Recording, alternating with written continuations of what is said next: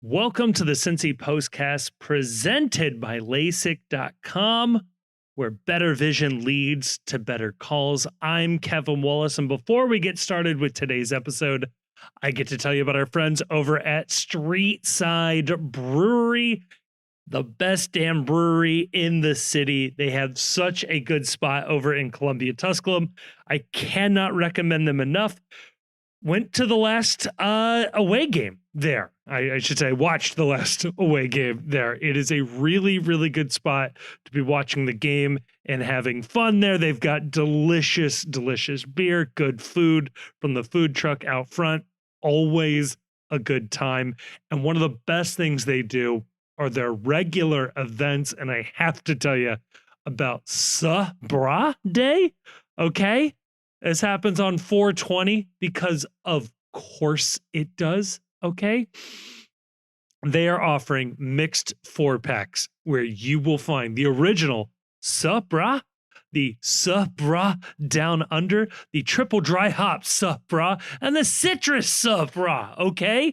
The Imperial Sabra will be available in its own 4-pack. You will receive a specialty lighter and sticker with the purchase of either pack. There is some good stuff to be had for those of you that are looking for a good beer, which is probably most of you. I'll just go ahead and generalize. This is going to be most of you. 4003 Eastern Avenue is where you will find them. A huge thank you to Streetside for sponsoring this and so many other episodes of the Postcast. And on today's episode, well, it's a 3-parter. In part 1, we have to tell you about the terrible news involving Aaron Boupendza that came out the morning of our recording day on this one.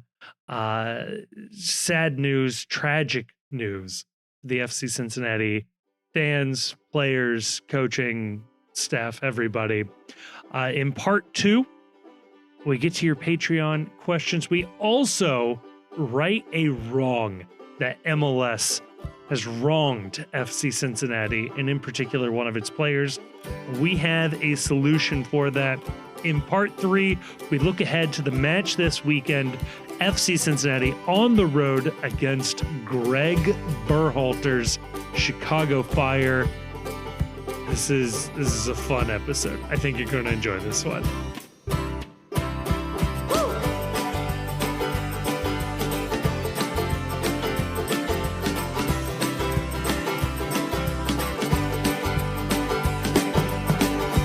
Joining me to talk about all of that and more, joined by 2 gentlemen who are fans of this team through and through, which is what makes part 1 of this episode kind of a bummer. Very much a bummer. Not kind of a bummer. Very much a bummer. Joined by the Chief, joined by Grayson. Unfortunately, we have to start off this episode with some news in the FC Cincinnati world.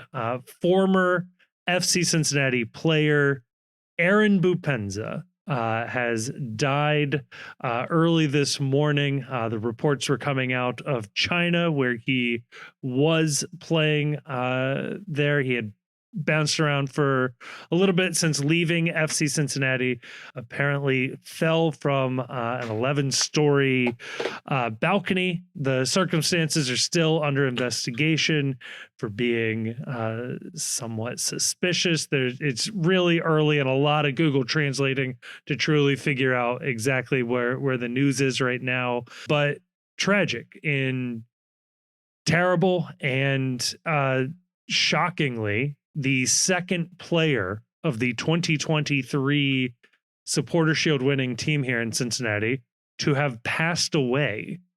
It doesn't feel that common that should be happening. So you have to imagine a lot of the guys on this team that played with Boupendza are in their feelings right now. And yeah, I don't know, Chief, what's the mood around the fan base and how do we remember Aaron Boupendza? It's tragic.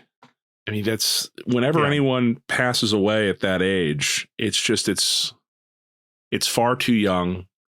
It's somebody that had their entire life ahead of them. But you think about pro athletes, and these are people that are in the prime of their life for the most part. And anytime somebody passes away under those circumstances it's horrific. And it put into perspective a little bit, just sort of, it feels like so long ago that the Aaron Boupendza situation with FC Cincinnati and how his contract situation ended here was. But if you go back to April 13th, 2024, that was just slightly over a year ago today. FC Cincinnati plays Montreal Impact. Aaron Boupendza is in the starting lineup for FC Cincinnati 1 year ago today. Wow. His contract with FC Cincinnati wasn't terminated until, well over halfway through last season. And he is a very, very recent member of this team. He knows, or so many of the players that are on this team know Aaron, played with Aaron, had Aaron as a teammate.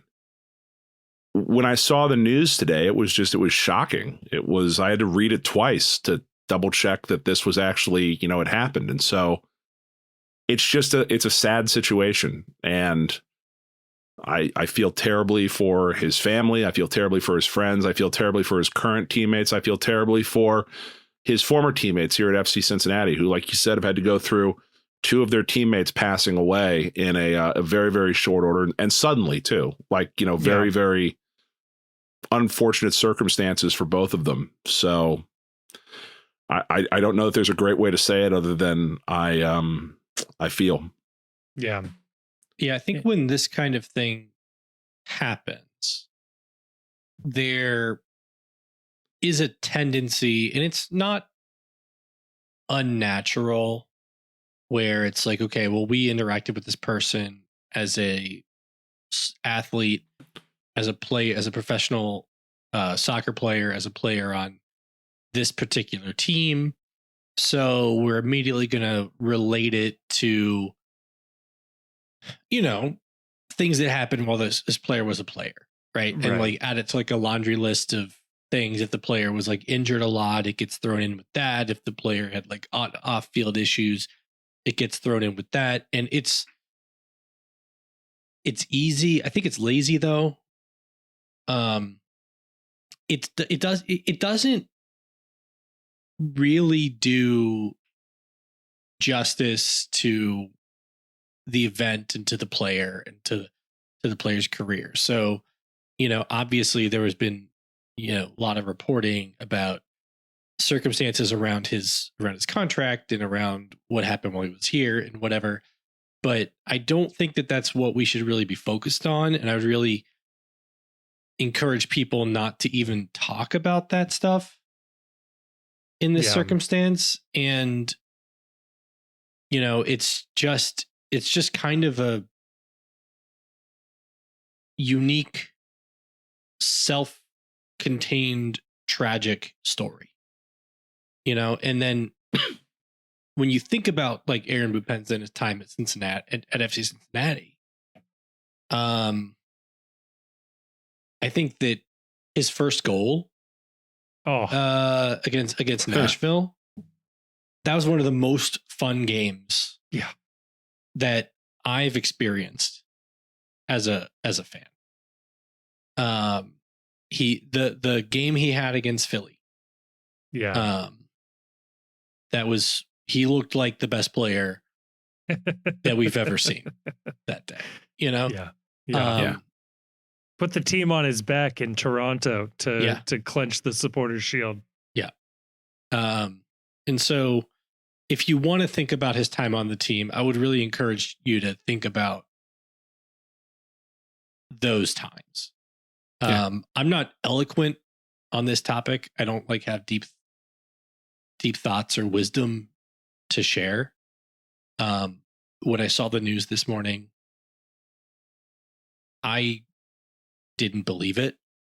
It just didn't seem real, and it's just awful. Yeah. It is only awful. I think that's a good point that you make, though, Grayson, with regard to how you remember him here. And I think we've said it before, but it's everything that made the Supporters Shield run happen in 2023. And as we sit right here, that is the high watermark of FC Cincinnati as an organization. Before, during, MLS, that's it. That is the piece of hardware that's in the trophy case. That's the best season.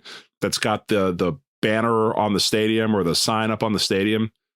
And everything that led to that had to happen the way it did in order for it to be that way. Every player that they had to be in the right position.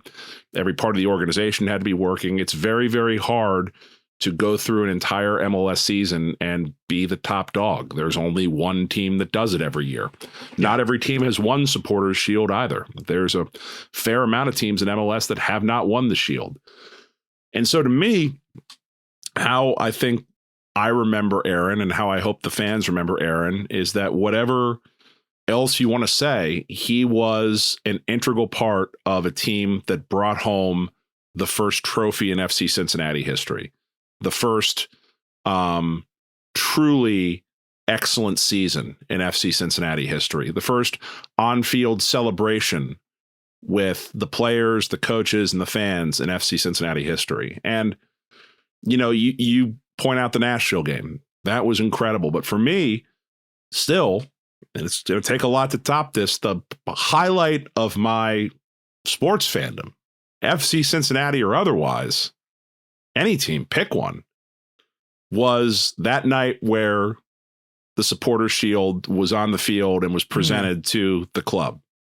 And that's Aaron Boupendza on that stage. And they don't reach that point without Aaron Boupendza being on the stage. He was the part that was added that gave them the firepower to see through the hardest part of the season and to finish out and finish the job when there were, there were other teams that were good that year. They were singularly the best. And it sucks that this happened. It's a brutal way to pass away beyond just, being too young. The idea of dying in that manner is just, a horrendous nightmare. But yeah, I choose, in the way that I choose to remember Aaron and the way I choose to honor Aaron is to remember that he was a part of something that brought this community, this fan base, and I think, speaking for the three of us, the group of us, brought us a lot of joy that year. Yeah. Yeah. The airport celebration, he was certainly there. Was exciting, was fun, was a highlight of my sports fandom for sure. Also, I don't want to forget two pieces of Aaron Boupendza lore that I think should stay with this team forever. One, his backflip, which was great, and the turnaround backheeled goal against Philly in the 2024 preseason was just such a moment. So saucy. Oh, so good. It is everything you want from a preseason quote unquote rivalry with Philadelphia. They were furious about it, which made me happy about it. So great. Thinking about it as well, him hearing Boop, there it is, and then Whoop, there it is, the actual song for the first time, was very funny, very heartwarming. And I've seen calls online for this. I will echo their sentiment here. I would love at least the Bailey, ideally the stadium, to give a 9th minute Boop, there it is chant in honor of him and the role he played in bringing that first trophy in. And that would be at the next home game, so in 2 weeks. But the 9th minute starts when the clock hits 8.00. Just keep that in mind. So the Bailey will start it. Yeah. Fair. The Bailey will start it at the right time, and people hopefully will join it. Yeah. So yeah, not a fun way to start off an episode, but unfortunately, something that FC Cincinnati fans have been familiar with. So yeah, sad to see one of our alumni leave this world in this way, and yeah, hoping for the best for his family, friends, and then obviously any and all of his teammates and former teammates, including the players that we are currently rooting for on FC Cincinnati. So is there anything else we want to touch on before moving on? No. Okay. Well, there's not a great way to transition this, so we're just gonna move on over to part 2, and we'll meet you over there.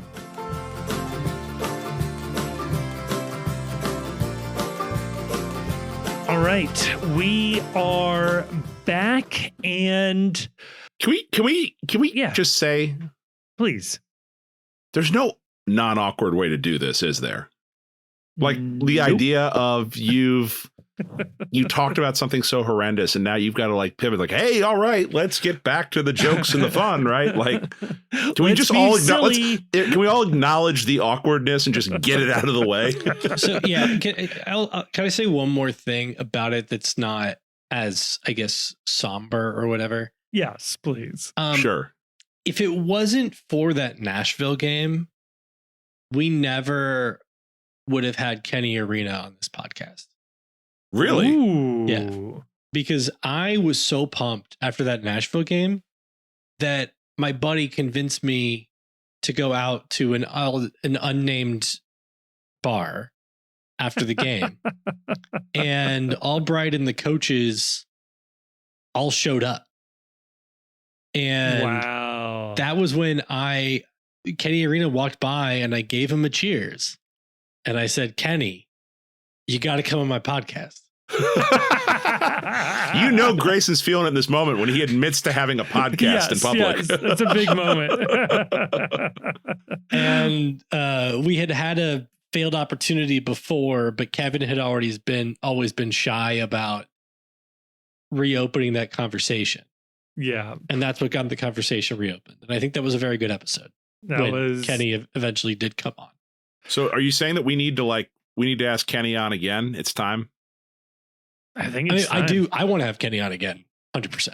Yeah. Just have Kenny on every week. Yeah. Just give him the podcast. Yeah. We can finally quit. It's Kenny's podcast. Let's get Kenny on. Kevin, get on that. I think it's time. We gotta talk to our buddy again.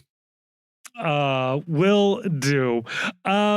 I do got to say, before we jump into Patreon questions, there's not a lot of team news. We'll get into player availabilities in part 3, but there was one little piece of FC Cincinnati news that came out this week. We had match day team of the match day teams of MLS.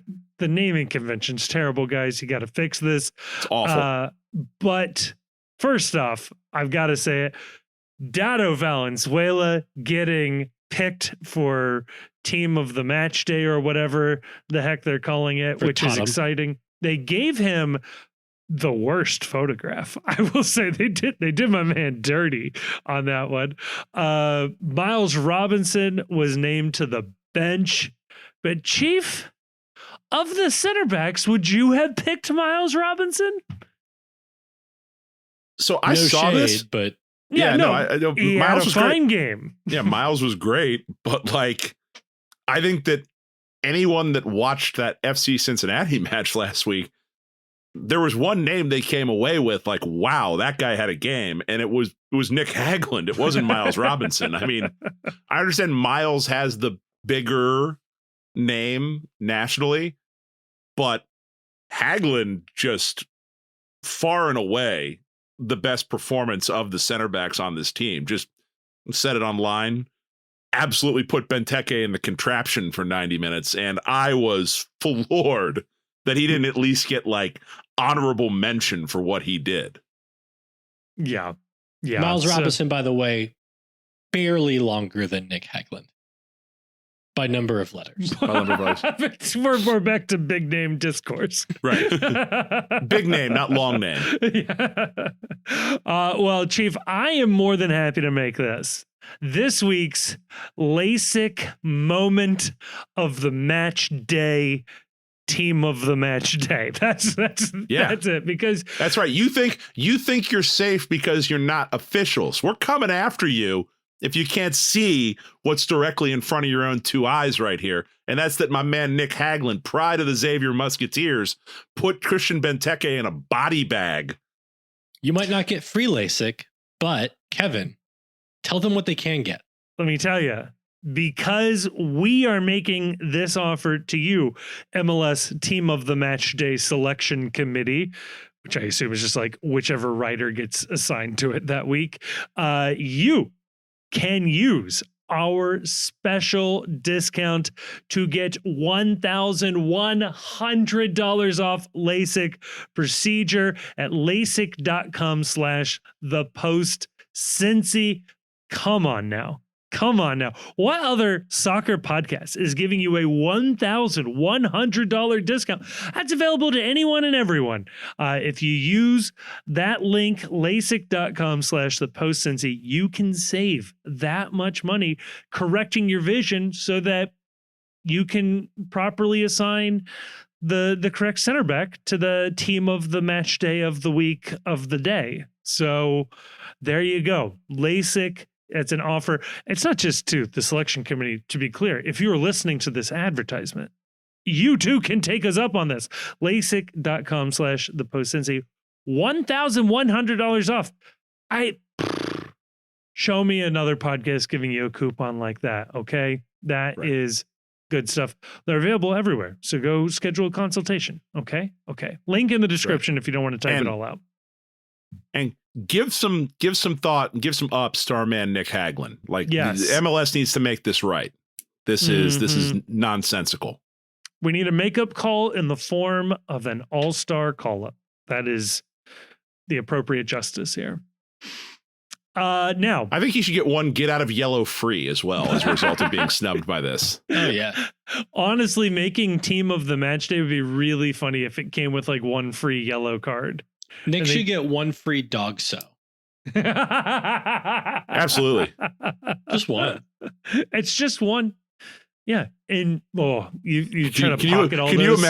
you imagine if he had one in his back pocket and it's just every team knows that if you're on a breakaway, Hags is coming in with the two cleats or the full NFL style tackle to stop the goal.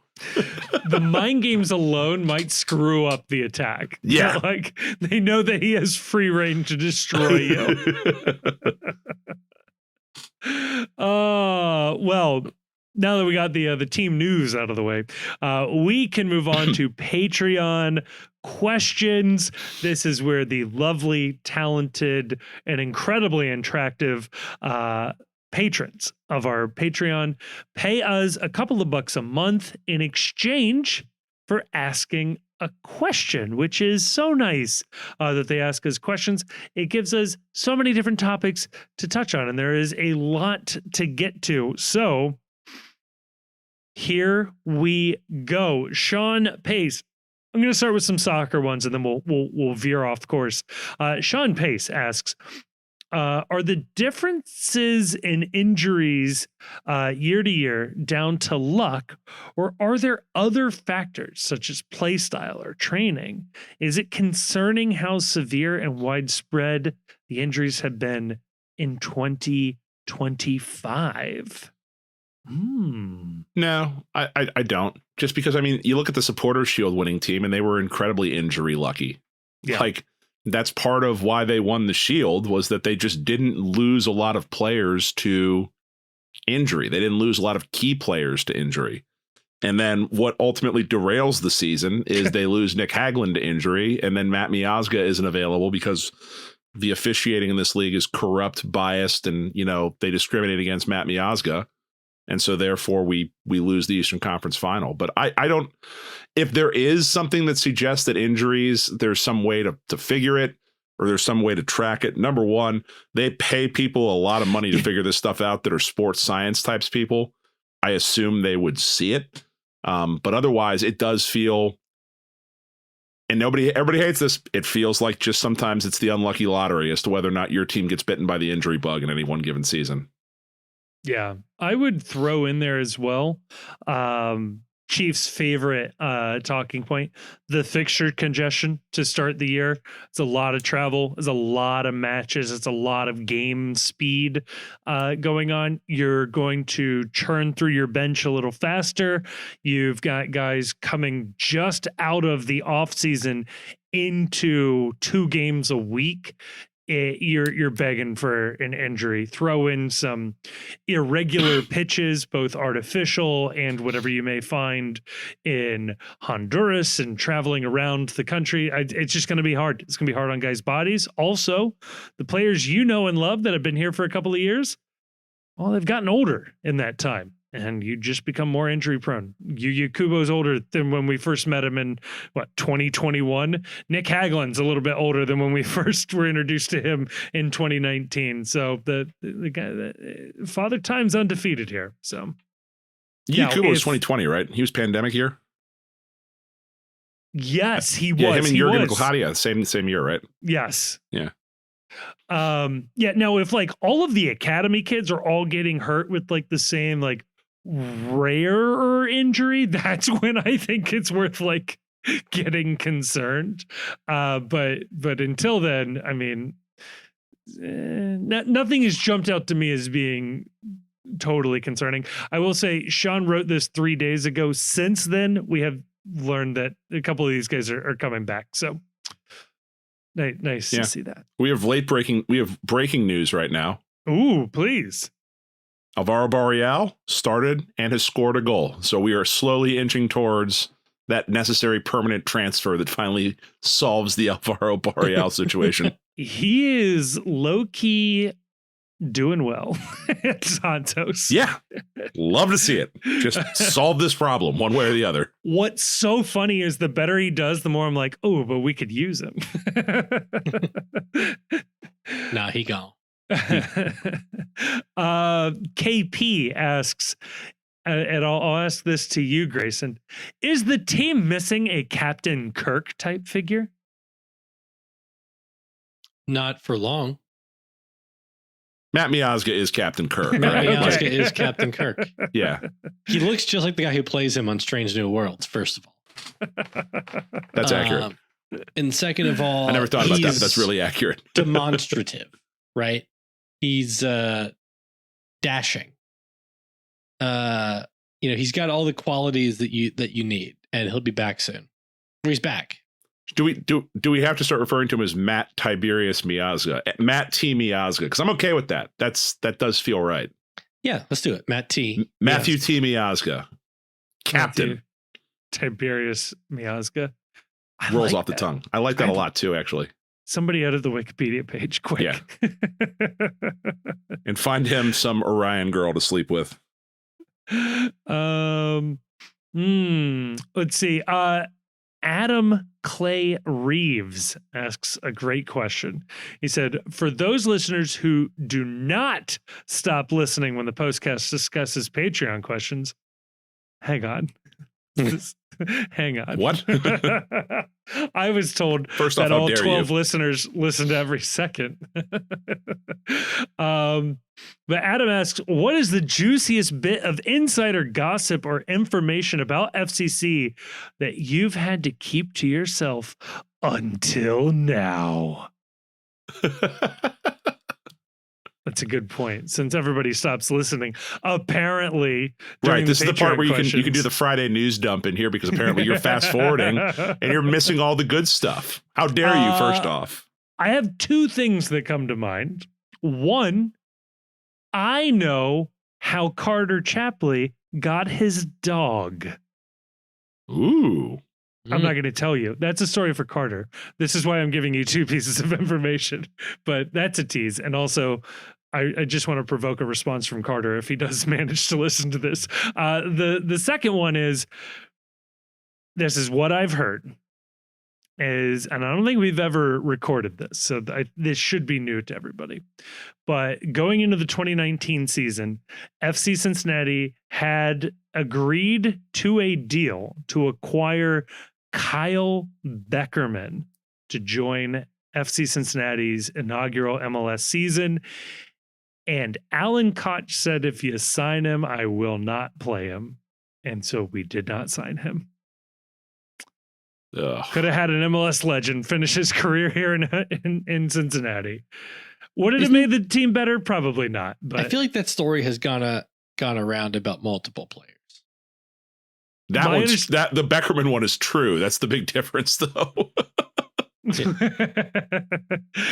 I think similar. Oh no, that's what it was.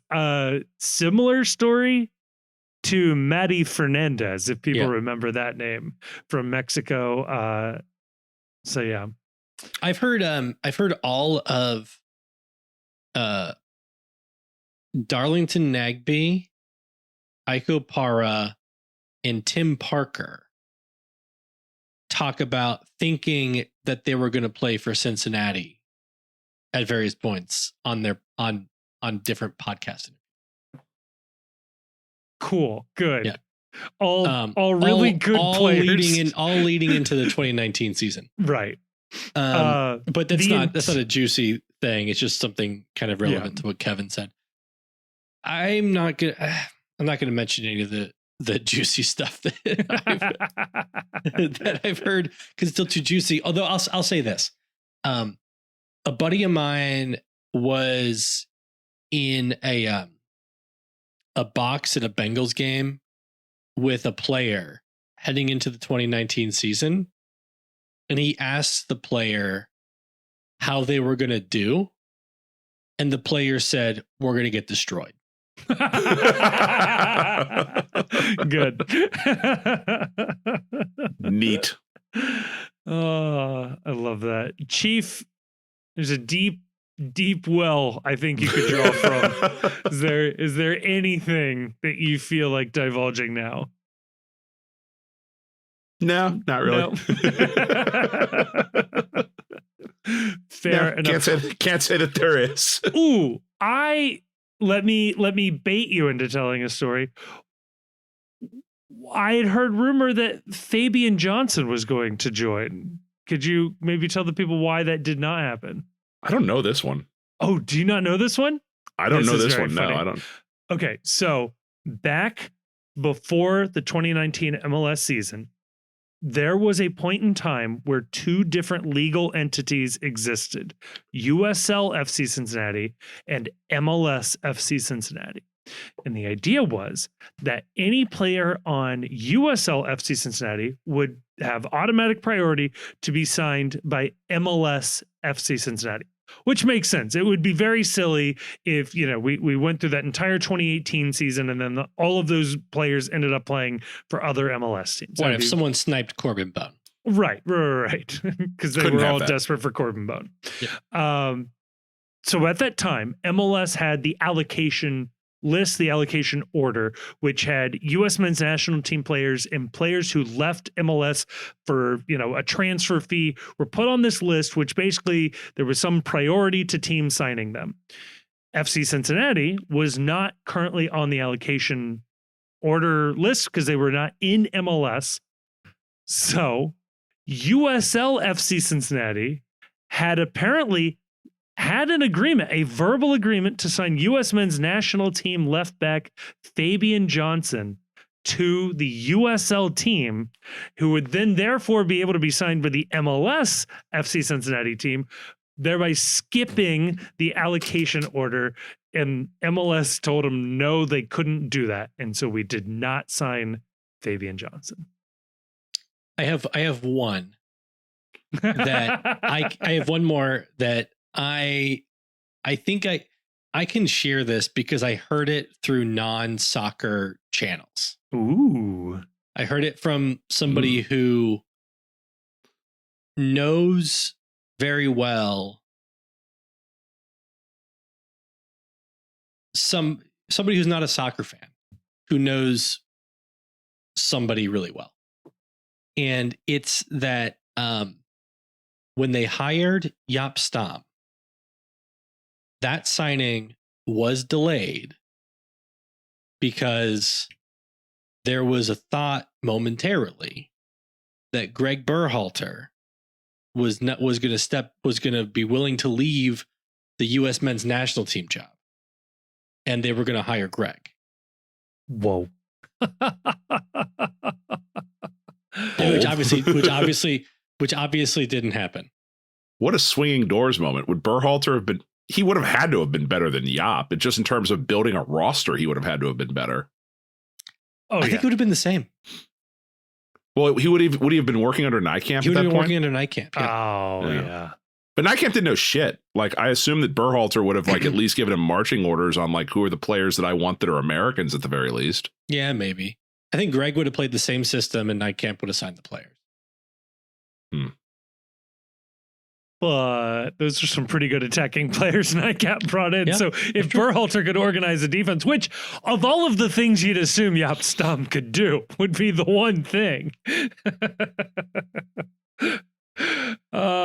Good stuff there. Kyle Butler asks a good question in light of the Luka Doncic trade and therefore tribute as he got coming back to Dallas. Kyle asks, does Lucho Acosta get a tribute video when he returns to TQL Stadium next month? And if so, do people boo? Well, the Luka situation was weird because like the Mavs just traded him in the dead of night and he was beloved by the fan base. He had said that like he wanted to retire a Dallas Maverick. Like Mark Cuban loved him. Bought a $12 million house. Yeah. So like that's one where the tribute video felt really weird because it was like you didn't need to make the video. Like you could have just kept him and everyone would have been happy. Like Lucho's complex because he kind of gave the stone cold salute on the way out of town to what was going on here. I think it is proper to do some sort of a video tribute, but when everybody is getting their beer in the pregame, and if you're really one of the sickos in your seat, 20 minutes before kickoff, you will see the video.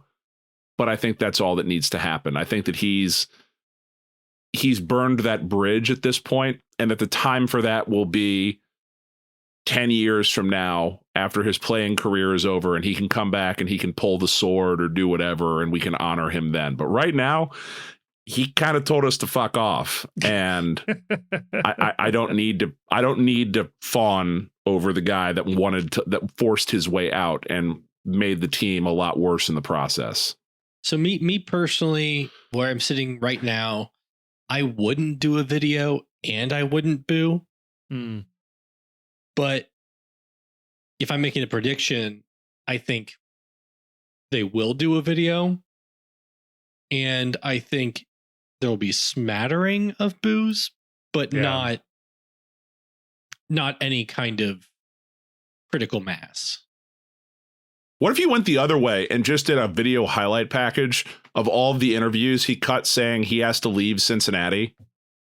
And all the times when he's throwing his hands up on the field in disdain for his teammates, and do like a super cut of all those. They don't have, they're not saucy enough to do that. And also MLS would never let them. We did have the pre-court did nothing wrong incident. So someone's got some heaters packed away somewhere. That's true. That's true. It would be a shame if that happened. That's all I'm saying. Just honestly, be a real shame. It would be, I think in some ways it'd be funnier to do all of the times that he talked about how much he loved Cincinnati and this is my city, and just like really play up how much he loved Cincinnati. just to make him feel awkward if he's the problem is that like as fun as that would be, like there's no surer way to ensure that he scores 4 goals in a game out of just pure spite than to do something like that. So if it's me, I would do nothing and he would receive no acknowledgement one way or the other. The opposite of love is not hate, it is indifference. I think that there should be gross indifference shown to Lucho Acosta when he returns to Cincinnati. Yeah, I think especially I don't want to do anything provocative until we are sure that love the guy, Nick Hagglund's not going to be starting that game. Or will this be when he gets his Not- free dog so and he can just tackle Lucho in the middle of the game? Maybe. Just for all his strengths, not necessarily the player I want to see starting a game against Lucho. Now, the player that needs to start against Lucho, as Yep. we've heard on this very show, We have the same thought, Chief. Evan Loro. the official Yes. Lucho stopper, Evan Loro. Oh man, The Lucho I- killer. I am already hyped for the Evander Lucho matchup, which means both of them will not play in that game. So And they won't see each other. that's a Lucho good doesn't one. play It's defense. not like they're going to If guard Andrew each doesn't other play or defense, anything. They'll just be strolling next to each other in the middle of the field. just two ships passing in the night, doing little tricks. You guys are gonna get a kick out of this next question. I really regret not having read it earlier. Matt B asks, and I did check. The profile picture is what I would describe as the opposite. But Matt B asks, perhaps a stupid question. Why can't the league leave the current calendar, which is beloved by me, as is, and just align our trade windows with Europe? Why do we need to alter the calendars to sync trade windows? I think leagues like the Swedish league make it work somehow. Well, Matt, Let's just do it. exciting for you. We did address this in The World's Gam, our MLS show, which came out the same time, basically, as this episode did. So we do talk about it there. But I think there is something a little bit deeper than just aligning the actual windows, although I do think that would alleviate quite a bit. But Grayson, do you want to tackle why the timing in the season would matter here? You just mean because if you moved it later, it makes it harder for that player to integrate ahead of the playoffs and be like a meaningful addition in the summer. So yeah, so you That only matters to us. Well, so you certainly have that piece of it, which is like if a player joins at the end of the summer window, they have like 7 regular season games to make an impact. Which is Nicholas Gioacchini last year, who just Right. never launched. now maybe if Gioacchini comes in the winter and has a full season, he could get off to a slow start, not unlike we've seen a slow start with Luca Orishano this season, but still have so much more runway to improve. No, what I was maybe more fishing for is it is better to have the primary buying and selling time happen before the season starts with a supplemental buying and selling period in the middle of the season versus a supplemental buying and selling season happening before the season and then a primary transfer window happening for the rest of the world in the middle of your season. So the way I try to compare this to is like if NFL free agency, or no, let's take it this way. What if the NFL draft happened every year in December? And like that's when you got to add the exciting new young talent. Like, cool. Season's pretty much over, but sure, we can have a rookie quarterback or a rookie wide receiver try to make a really big impact right now, but you've kind of made me waste this season, and now I have to look for next season for this rookie to make an impact. So that's where I think the timing of the windows genuinely does matter for the on-field product. Yeah, I don't know. Listen to the World's Gam. I appreciate that. It moves me not as a ticket buying person that will have to watch these games in the weather that we're proposing. Yeah. So there you go, Matt. There is the question. Now I have 2 non-soccer questions for us here. One is from Michael P, who asks, what killed by millennials product, industry, or idea would you like to resuscitate? As millennials are consistently blamed for killing any number of industries or ideas or concepts, is there something we would want to bring back? Is there anything that we sort of accidentally killed along the way that was a mistake? There's a number of things. So I miss midnight releases of things where you would go and you would show up at a store Yeah. or at a theater or someplace when something was coming out, and you would sit out online for, starting at 11 o'clock or 10 o'clock, and then the thing would release and you'd be able to get it right there at midnight. Or there would be the midnight premiere, like the Thursday night premiere of a movie would happen at midnight. It wouldn't be like all day Thursday. That just becomes another day at the movies. Like there was an actual midnight showing of this big movie, and you could be the first person that got online to go see it, and you were the first person like to have the new video game or whatever it was. I mean, I did that for a lot of stuff. I camped out overnight for various video games. I showed up to, I think, get a Harry Potter book with my sister one time. Like, yep. I saw multiple movies off the midnight showing back in the day. Yep. Things that require you to go and be present and part of a group doing something together. Like we've lost that a little bit with the, I'll just buy it off Amazon, and if it shows up tomorrow, it shows up tomorrow, or I'll see it when it comes to streaming for movies and whatnot. So I think millennials killed that, and I would like to bring that back. I would like that to come back into my life. I like it, Chief. That's a nice answer. Grayson, is there anything that the millennial killed off that you? Yeah, I'm looking at a list, and there's a few good options, to be honest. A list of things millennials killed off. Yeah, because I had to I don't know, refresh my memory. They've killed so much; it's just hard to keep it under control. They might have killed the passenger pigeon. I'm gonna go with department stores. Yeah, I'm okay with that. I was going to say brick and mortar retail. That was another one I thought.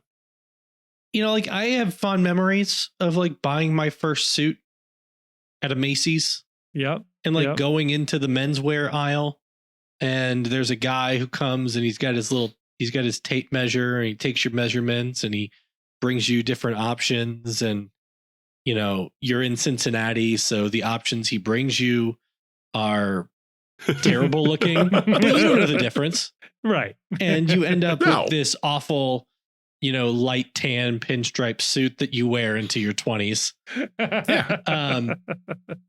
But I think department stores are nice things. Like I bought my first golf clothes out of the department store. Bought my first suits there. Yep. You could get like toasters. You could buy jewelry. It's got to be better for like community and for the city than just like going to Amazon. Yes. But you got to try stuff on too. You got to like go to the store, and if it's like, how does this look? Does this fit? Do I look good in it? What size do I need? What do they even do in rom-coms now? Like, where do you bump into people?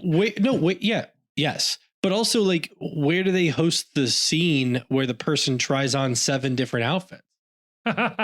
Like, do they buy like a bunch of clothes online from the real, and then they get like they wait a week, they get an outfit, then they return it, and they wait a week, they get an outfit, and they return it? Yeah.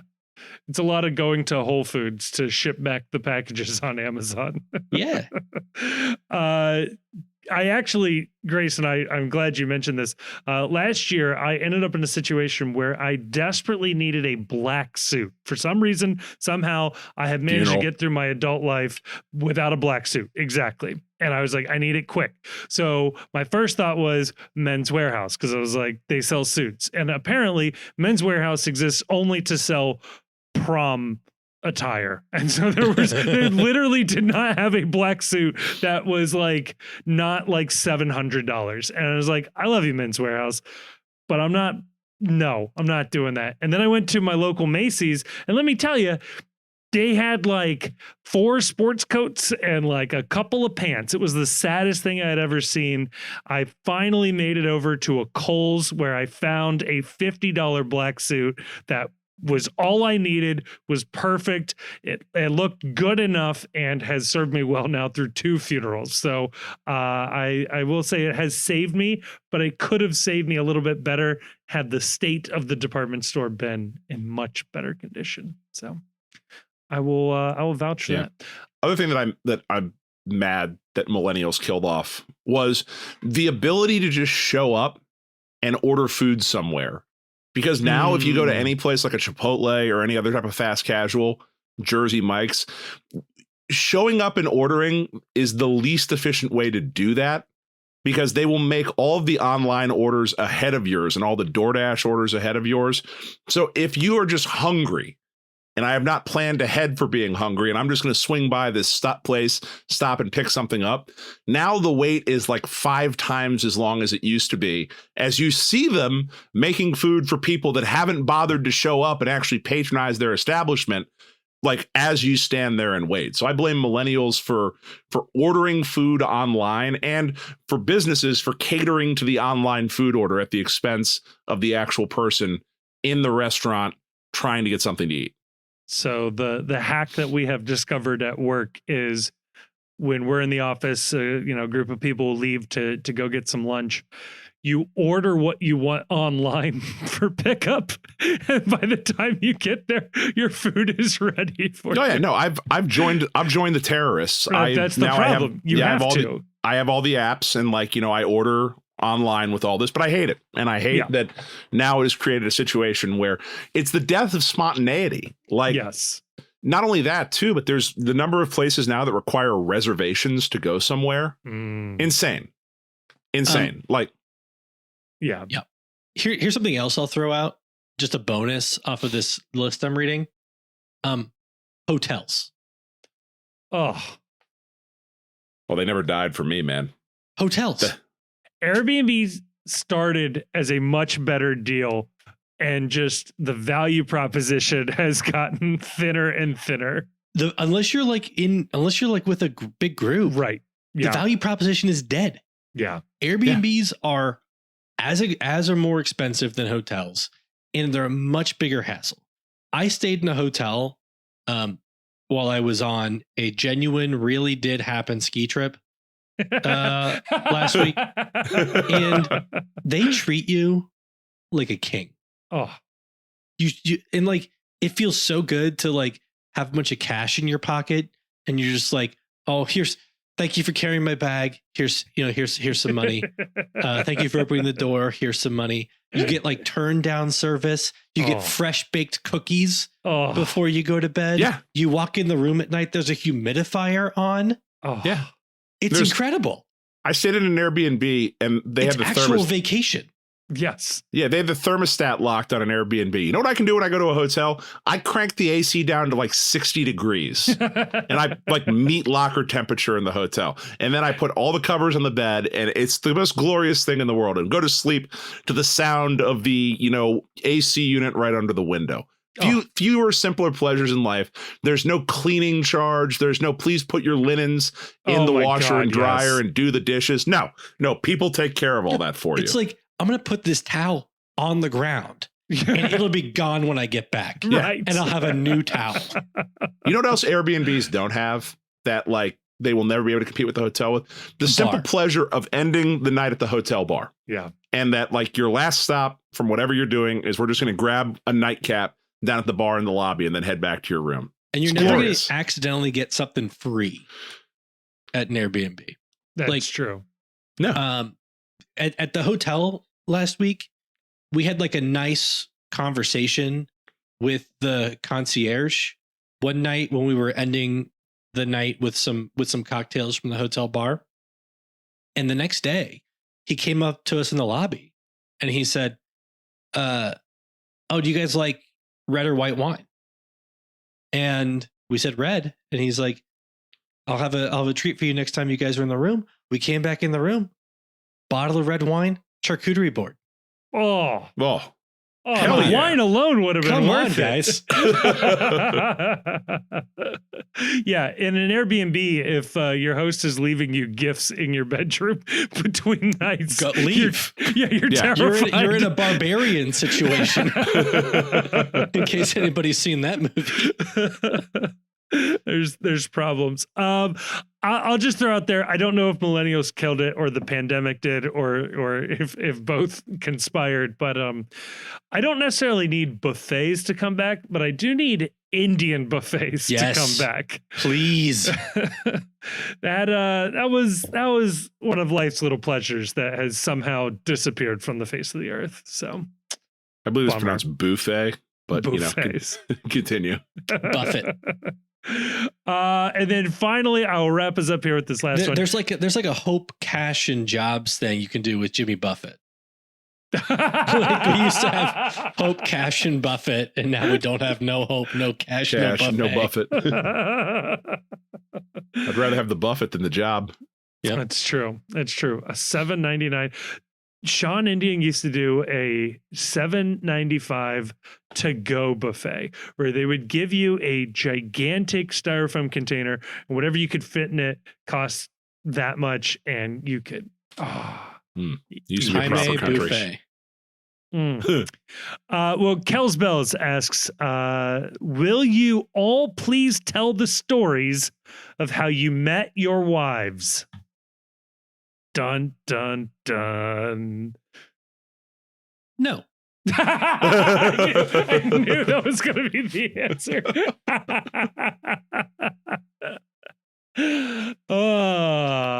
I met my wife at RP McMurphy's. Hey. My favorite local watering hole remains my favorite local watering hole. We met at the bar on a random Friday night. Side, of course. Obviously. Yeah. No, watering hole and neighborhood brewery, two entirely separate, different, and distinct ideas. Okay. So, yeah, met my wife at a bar, just like all classy Cincinnatians. Aw, you may be the last person to have done that. Another thing millennials killed off, actually meeting people. Actually meeting and interacting with human beings. So this is gonna sound like we've been together since then, but I met my wife in political science club in high school, but we didn't start dating well into college. So we reconnected, I guess online, but we knew each other before then. So political science club, where all great romances start. That is where my romance started. Ain't love grand. Here's what I will share. Okay, please. I was at a bar on a second date. Uh-oh. Let me do the math real quick. So the date went really good or really bad? From a certain point of view, it was a great second date. No Obi-Wan. I like that. That's just enough mystery to get the people going. Well, all right. That's enough of the Patreon questions. Let's touch on this Chicago Fire match, and then let's get the hell out of here.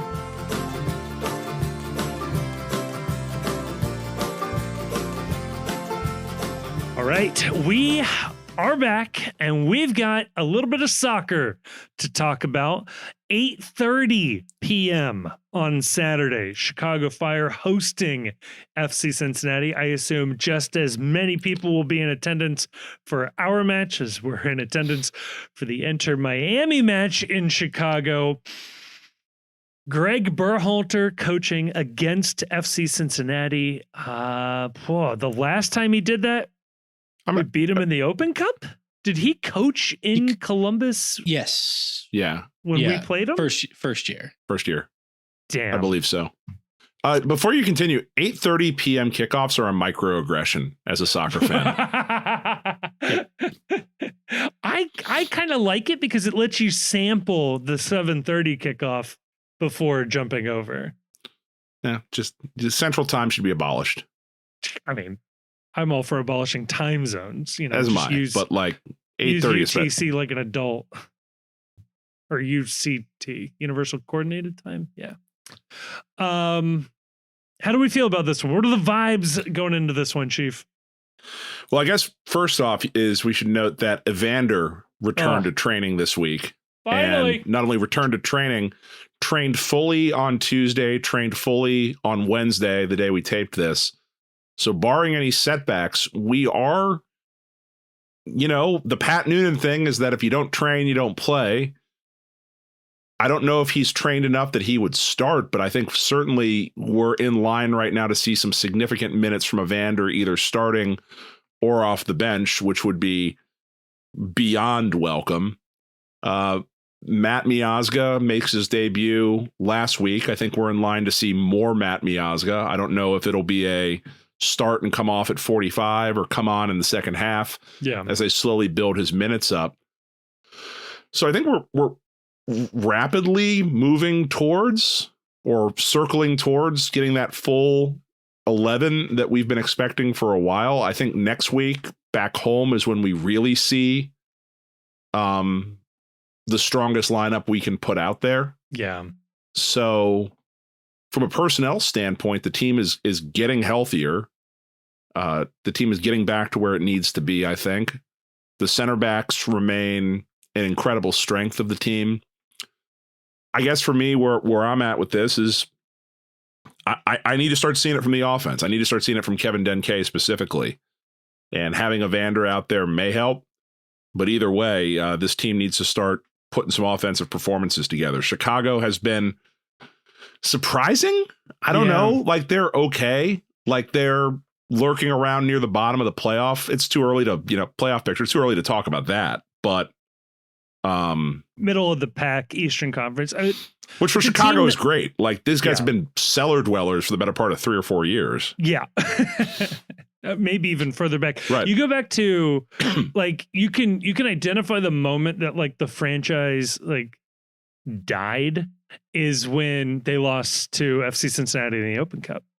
Yeah. Like from that point on, like they were a really good team that year. They completely derailed their season. I think they missed the playoffs or bounced in the first round of the playoffs and have just been dog water ever since then. So many people wondering if the team was cursed when Bastian Schweinsteiger shushed a minor league soccer fan base after scoring a penalty. It's something to keep an eye on. One of the highlights of my FC Cincinnati fandom was a World Cup winner deciding in that moment he needed to taunt a bunch of minor league fans in a college football stadium.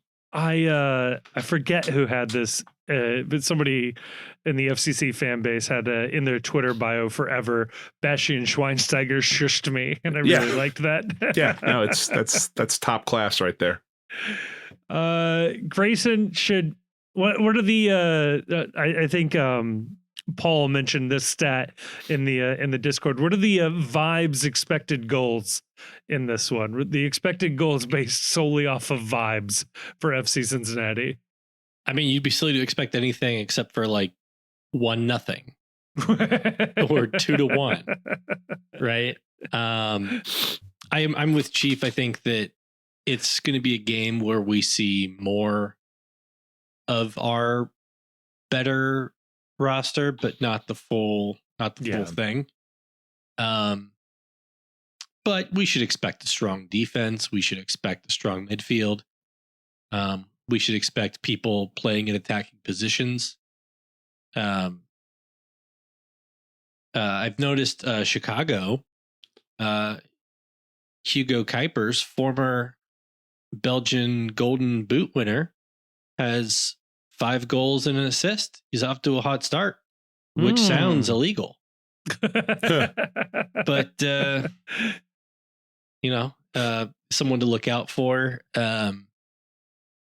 I do think that he still is in the kind of striker that our center backs tend to handle pretty well. Yeah. But that also depends on how strong our midfield is and how we can hold possession against them. They held Miami scoreless last week. Yeah. I mean, there's that. They had the better of Miami, according to the XG. Our old friend Andrew Gutman on the Chicago Fire. 2 goals this year. Second leading scorer. I don't know why, but like Andrew Gutman always feels like kind of the one that got away. I think he scored against us when he played for both Red Bulls and Atlanta. Yeah. Which feels relevant to the bet. Feels relevant to the betting market for this game. But also he definitely is the one that got away. He got away. Oh my God. Specifically because Nijkamp screwed up handling MLS roster mechanisms. Yep. That he didn't get I may be slightly butchering this because I didn't look it up. But my recollection is because he did not get a deal done with Celtic ahead of the re-entry draft. Yes.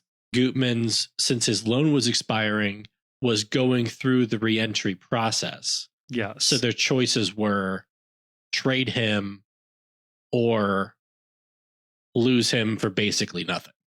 Yep. And they lost him for, and they traded them for peanuts. Yeah. Traded his rights. Traded his rights, where he goes to Red Bull, who then immediately loaned him out to Atlanta, which was like, again, he had the goofiest start to a career ever, where he was on like 9 teams, but only played for one of them. Like, yeah, he was nominally a Chicago Fire player. I believe he was drafted in the MLS draft, but signed with Celtic, but Celtic didn't have any room for him. So they loaned him to Charlotte Independence. And then he was loaned to FC Cincinnati. And then the weird thing happened where like, oh yeah, it was Atlanta picked him up, loaned him to New York Red Bulls. Then he came back, played for Atlanta. He's been all over, man. It's been a weird career for him. Also, Chief, one of those goals, I want to say the one that he scored with Atlanta was like MLS's like 20,000th goal or 3,000th goal, whatever it was. I forget. Like he got like a free toaster or something for scoring it. Well, what killed me was it was so unbelievably offside, but I think that the league just really wanted to celebrate that moment. They couldn't call it back. I remember that goal. It was way offside. Also, for not former FCC, but in hey, that dude news, Omar Gonzalez plays for the Chicago Fire, a man that if you told me retired 5 years ago, I'd believe you. But there you go. He feels like somebody who would have been signed by FC Cincinnati in 2020 and been terrible. If you remember, it was a toss-up between basically him or Nick Hagland as to who you would have signed, because he was the next guy signed in the allocation order, and that is a piece that we traded to get Nick Hagland. Oh, yeah. So in a way, you would have either had Nick Hagland or Mark Gonzalez. Not necessarily, but I hope he plays. I regret nothing. Yeah, no, we got the better end of that deal. Omar Gonzalez has been terrible since then. Yeah. And Kellen Acosta is on this team, known Margarita killer. So there you go. That was Mark Anthony K. That was Mark Anthony K. What do I know? Kellen Acosta is a player who has been like wish casted to FC Cincinnati so many times that I can't even remember if there were ever actual links to him. Was he playing for Colorado when like he was being linked to us? For Colorado, he was playing for LAFC. Yes. He's always been like, that was back when he was New like England? He was a fringe U.S. men's national team player for a while, I think, right? Yeah. That's right. Dallas did a weird trade to Colorado where they held like 90% of his sell-on fee if he left the league or something like that. He was credibly linked to move abroad at one point, and it just never transpired. Weird. Okay, so I think he even took to social media about like one of his teams blocking him. Yes. Man, I remember that. Weird. But that'd be fun. That seems like something that would have happened for an FC Cincinnati player back in the day. You know, if he had signed with us, he would have made his way out. This is also one of the rare teams that we have more wins against than they do against us. This is becoming a little less rare, but fun to see that. So that's how you know they've not been a very good team overall. So with that in mind, Chief, how's this one going down? 1-1 draw. They just held Miami scoreless. I mean, I don't know. They have some firepower. They score goals. They let in a lot of goals too. I think they're let in 12, scored 14. So they've got a defense that'll give you opportunities. But I just don't know that FC Cincinnati's got the firepower to take advantage of that right now. Here's something that Kellen Acosta put on Twitter. Sorry, I found it. This is when he played for Colorado. and when he was traded to LAFC. He says, this narrative is so sad. Colorado pushed me out. They had an offer for me on the table from abroad and ongoing interest and opted to trade me to the Los Angeles Football Club. He wrote on Twitter. Damn. And he also apparently had openly talked about expected moves to Europe when he played for Dallas before that. So that's pretty fun. Weird. Well, sorry, buddy. You're stuck in Chicago. Get ready to learn Giordano's, buddy. Grayson, in our preseason preview, we said that this would be a 4-3 victory. No way. It doesn't feel that way now. This team doesn't have 4 goals in it. I'm going 2-1 victory to the FC. Ooh, I like a win. I'm going to go 4-3. I think this would be a really funny time for us to have a offensive showing just in time for like giving up 3 goals. So we don't get to enjoy the 4 goals as much. So there you go. I'm going to stick with the old prediction, which, by the way, points wise, just an update. We are hanging exactly right with what we predicted going into the season. Chief? We know ball. What can I say? We might know what we're talking about. We said ball. We'd have 16 points through 8 matches, and boy, do we. We did say, though, that we would have, through 8 matches, we said we'd have 16 goals. We currently have 10, so that might be a bit of a problem. Whoopsie daisy.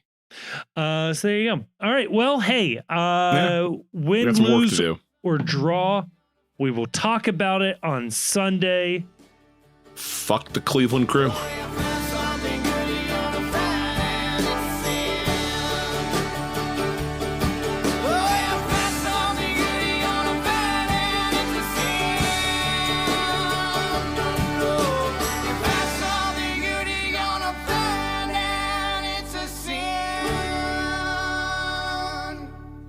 Thank you so much for listening to this episode of the Cincy Postcast. It is a production of The Post Cincy. You can check us out at thepostcincy.com or just click a link in the description to check out some of our written work. It also has links to our social media accounts across all sorts of different platforms, including YouTube, where we are trying to do more and more video content. Please, dare I say it, like and subscribe and leave a comment.